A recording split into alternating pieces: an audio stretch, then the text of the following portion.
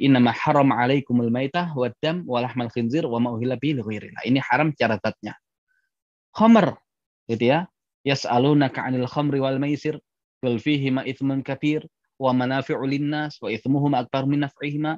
Mereka bertanya kepada Muhammad tentang khamr dan judi. Katakan dalam keduanya itu ada manfaat bagi manusia, tapi ya ada dosa dan manfaat bagi manusia, tapi dosanya itu lebih besar daripada yang manfaatnya. Ini haram juga secara zat. Juga nanti Allah Subhanahu wa taala jelaskan tentang riba. Ya, riba itu adalah menghasilkan harta dengan cara yang haram. Haram cara memperolehnya. Nah, itu Allah Subhanahu wa taala jelaskan itu semua agar kita terhindar dari yang haram. Kenapa? Agar setan tidak punya kuasa atas diri kita. Ya kenapa? Ya karena setan kalau sudah berkuasa atas diri kita, selesai kita. Ya, dan puasa itu tadi ya menjadi solusi atas yang demikian. Bayangkan ya, yang halal saja tidak kita makan kok ketika puasa. Ya, di rumah kita kan ada makanan, insya Allah. Dan insya Allah kita peroleh dengan cara yang halal. Itu tidak kita makan karena taat kepada Allah. Ya, taat kepada Allah dengan cara tidak makan yang halal. Masa iya kemudian selesai Ramadan kok makan yang haram lagi? Ya, seakan-akan kemudian gagal semua. Dan ya kalau kita lihat ya di ayat puasa itu kan nanti Allah selipkan tentang doa. Wa idza salaka ibadi anni fa inni qarib ujibu da'wata da'i idza da'an falyastajibu li wal yu'minu bila alam yarsyudun. Jika mereka bertanya kepadamu Muhammad tentangku, sesungguhnya aku dekat. Nah, ini masalah kedekatan dengan Allah. Ujibu da'wata da'i idza da'an. Aku mengabulkan doa orang yang berdoa kepadaku. Allah dahulukan kata mengabulkan, seakan jaminan dari Allah, asal kita berdoa kepada Allah, Allah kabulkan. Kenapa? Karena Allah dekat.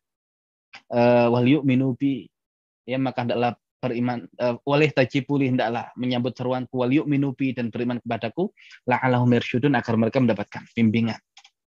Nah, ternyata ya doa yang kemudian waktu mustajab salah satunya adalah puasa.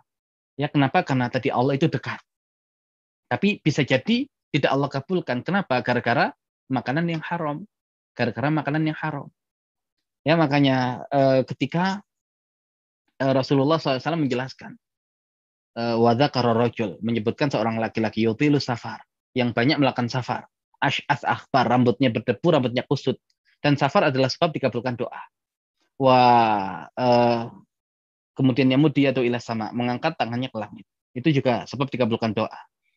Kemudian waqala ya Rabb ya Rabb. Dia berkata ya Rabb ya Rabb. Kan Allah katakan walillahil asmaul husna fad'uhu biha. Sesungguhnya Allah memiliki nama yang baik, berdoa dengannya menjadi sebab dikabulkan doa. Dia memanggil ya Rabb ya Rabb. Ya, dan ternyata tidak Allah kabulkan. Kenapa? Wa mat'amu haram, makanannya haram. Wa masyrabu haram, minumannya haram. Wa malbasu haram, pakaiannya haram. Wa ghudhiya bil haram, dikasih makan yang haram. Wa anna yustajabu li dzalik. Bagaimana yang demikian mau dikabulkan? Nah, berarti seakan ya kedekatan kita dengan Allah kaitannya adalah dengan kehalalan makanan yang kita makan. Ya Allah itu dekat.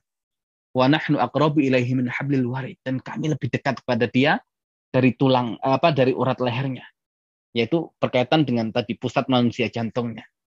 Tapi kedekatan dengan Allah bisa saja hilang manakala tadi makanan yang kita makan adalah yang haram. Hakikatnya justru kita dekat dengan setan, tidak dengan Allah. Ya, dan Allah kalau sudah tidak membersamai, gimana mau mendapatkan kepemimpinan, kebangkitan, mustahil. Makanya dikatakan doa umuhul ibadah. Doa itu intisari ibadah. Dan sahabat kemudian khawatir kalau doa intisari ibadah saja tidak Allah terima, bagaimana dengan ibadah-ibadah yang lain? Bisa jadi ibadah-ibadah yang lain tidak Allah terima gara-gara yang haram.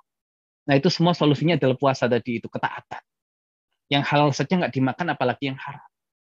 Ya, dan ternyata Al-Baqarah itu ada yang mengkaitkan temanya adalah ibadah kepada Allah.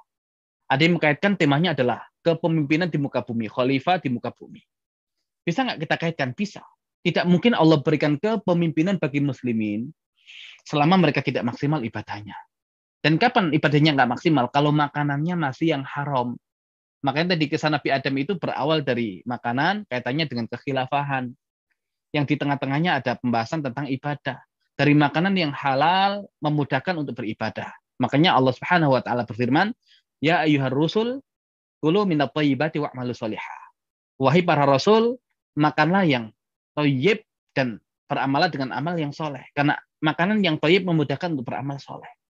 Dan juga tadi menjadikan ibadah nggak diterima kalau makanannya haram. Jadi semua itu rangkaian yang ada dalam surat Al-Baqarah. Dari tema makanan, korelasinya tentang ibadah, ya diterimanya ibadah. Dan dari tema ibadah Allah berikan kepemimpinan. Dan tadi ada tema makanan, Bani Israel gagal, tidak taat. Dalam masalah ibadah, ternyata kita pun disuruh menyelisih Bani Israel. Nah, berarti kalau kemudian tema takwa dan ketaatan itu kita dilarang mengikuti Bani Israel. Ya, kenapa mereka kaum yang tidak takwa, tidak taat, ya mereka gagal.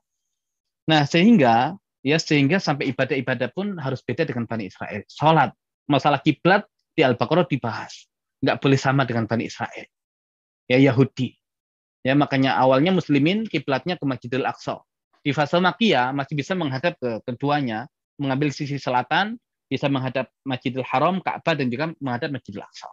Tapi ketika hijrah ke Madinah, ya berlawanan, maka muslimin hanya bisa menghadap ke Masjidil Aqsa, dan tidak nyaman ketika kemudian Yahudi mengklaim muslimin itu ya tidak mengikuti agama kita tapi kiblat ikut kita. Dan orang Islam tuh nggak ridho disama-samakan dengan Yahudi. Maka Rasul kemudian meminta agar Allah pindahkan kiblatnya, dan setelah 16 atau 17 bulan menghadap Masjidil Aqsa dipindahkan menghadap Ka'bah, Masjidil Haram. Ya, kemudian nanti beberapa ibadah harus beda. Puasa saja yang Allah katakan ya ayyuhalladzina amanu kutiba alaikumusiyam kama kutiba alal ladzina min qablikum la'allakum tattaqun. Wahai orang-orang yang beriman, diwajibkan atas kalian berpuasa sebagaimana diwajibkan atas orang-orang sebelum kalian termasuk Yahudi. La'allakum tattaqun, agar kalian menjadi orang-orang yang bertakwa. Yahudi puasa, kita pun puasa, tapi agar tidak sama, maka ada syariat sahur. Ya, jadi di samping tasahhuru fa inna fis sahuri barokah, makan sahurlah kan dalam sahur itu ada keberkahan, kita hadirkan juga agar kita berbeda dengan Yahudi. Nah, jadi kalau kemudian pengen sahur, hadirkan nuansa itu, kita harus beda dengan Yahudi. Jadi ibadah-ibadah itu untuk sampai level ideal harus beda dengan mereka. Ya harus beda dengan mereka.